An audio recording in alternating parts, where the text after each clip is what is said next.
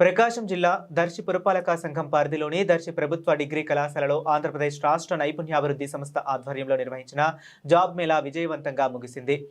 ఈ ఉద్యోగ మేళలో ప్రముఖ సంస్థల ప్రతినిధులు పాల్గొని నిరుద్యోగ యువతకు ఉద్యోగ అవకాశాలు కల్పించారు.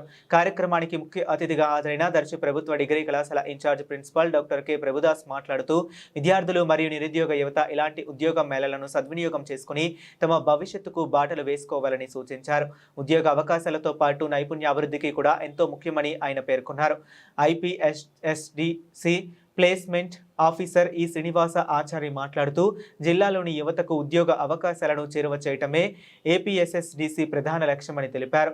ఉద్యోగార్థులు తమ విద్యార్హతలకు అనుగుణంగా వివిధ కంపెనీలలో ఉద్యోగాల కోసం ఇంటర్వ్యూలకు హాజరయ్యారని చెప్పారు.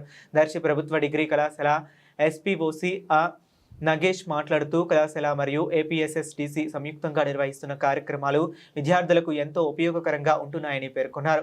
జాబ్ మేళలో పాల్గొన్న వివిధ కంపెనీల హెచ్ఆర్ ప్రతినిధులు అభ్యర్థుల ప్రతిభ అర్హతలను పరిశీలించి ఉద్యోగాల కోసం ఎంపిక ప్రక్రియ నిర్వహించారు. ఈ కార్యక్రమం విజయవంతం కావడానికి government skill hub centre coordinator ఎం Gopikrishna, Addanki skill hub centre coordinator J Gopinath, కళాశాల అధ్యాపకులు మరియు సిబ్బంది విశేషంగా కృషి చేశారు.